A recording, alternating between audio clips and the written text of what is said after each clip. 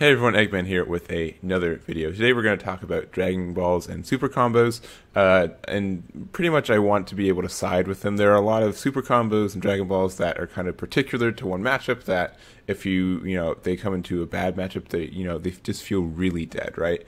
And so currently, for people who don't know, technically you can side super combos and Dragon Balls, but it's just really bad. You can't have more than 7 Dragon Balls in your deck and sideboard, so unless you're not playing Shenron and you're just playing some other deck that uses Dragon Balls, which exists with the new skillless Goku, you can't side in more Dragon Balls, I guess, right? You can't have more than 7 in between your deck and inside deck, and the same for super combos with only 4.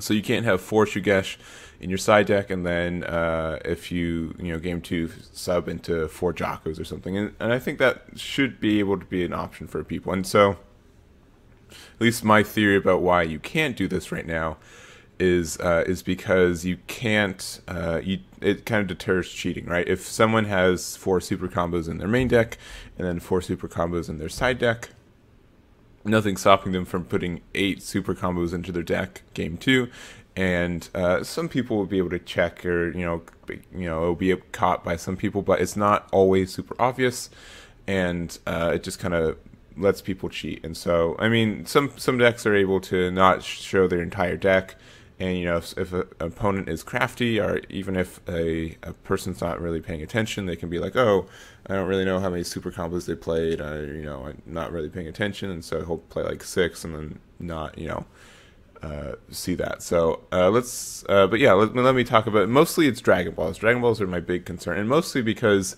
for 2 big reasons. One, a lot of them are kind of specific to matchups, and so not just having almost a dead card in your hand sucks, but also a lot of these cost energy, and in general Shenron decks aren't really energy savvy until they awaken, right? Getting to your wish is the biggest hurdle for a lot of these Shenron decks, and if you're playing a really fast aggro deck, you can't afford to pay energy to play these cards, right?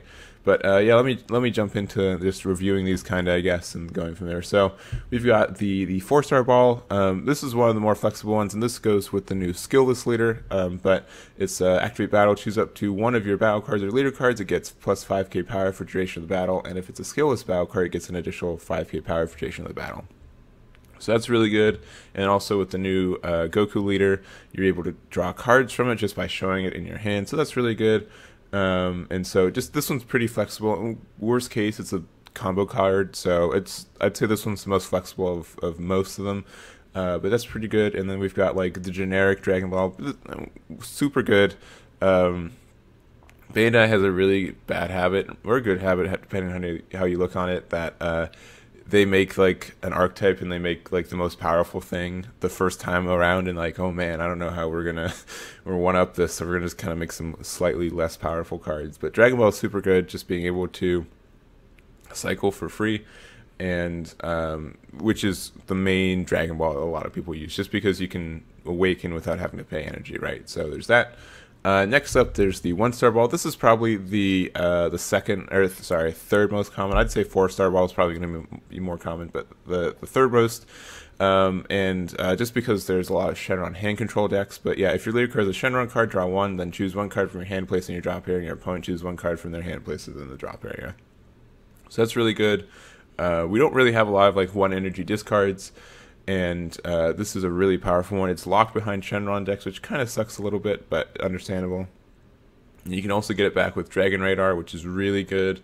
So you can pay 1 energy, get 2 1-star balls, and then you get free cycle. You get cycle, but then they have to drop 2 cards for 3 energy, which is once again pretty good. So there's that, and then let's go to 2-star balls. So this is one where we started to get more specific, but so this one just chooses up to 1 of your opponent's battle cards with energy cost of 2 or less and KOs it. And so you can see how this can be like really specific to a certain deck.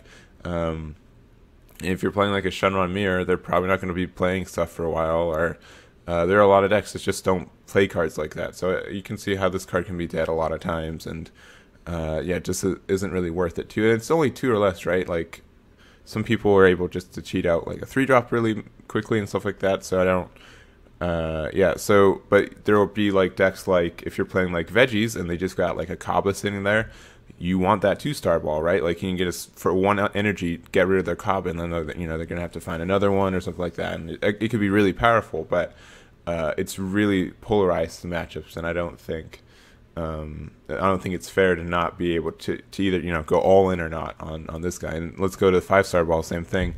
So you draw 1 card, then choose up to 1 of your battle cards that gains blocker until the end of your opponent's next turn. So once again, could be really powerful, but and this one could be, you could probably this one could be a little bit more flexible. You could build into it, have like a really good 1-drop or something that kind of wants to die, and then you can use 5-star ball, and you still draw a card from it too, but a very very kind of specific one too. And then lastly, there's 3-star ball.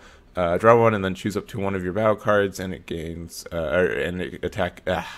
draw 1 and then choose 1 of your battle cards, and it can attack battle cards in active mode for the duration of the turn. So this one's good too. There have been in like right now meta where there's a lot of things with just that barrier that people are like, haha, well, you can't kill this. It's in barrier, or sorry, it has barrier and is in active mode. You can't attack it. Being able to use 3-star ball to just kind of try to attack it seems pretty good. And you still get to draw a card, but once again, if you're playing just a really big aggro deck whose everything's in rest mode anyways, and they're just trying to hit you down, and you got to pay 1 energy to try to awaken, that feels really bad. So there's that. And then lastly, the Super Dragon Ball, which I realized like it costs 2 way too late.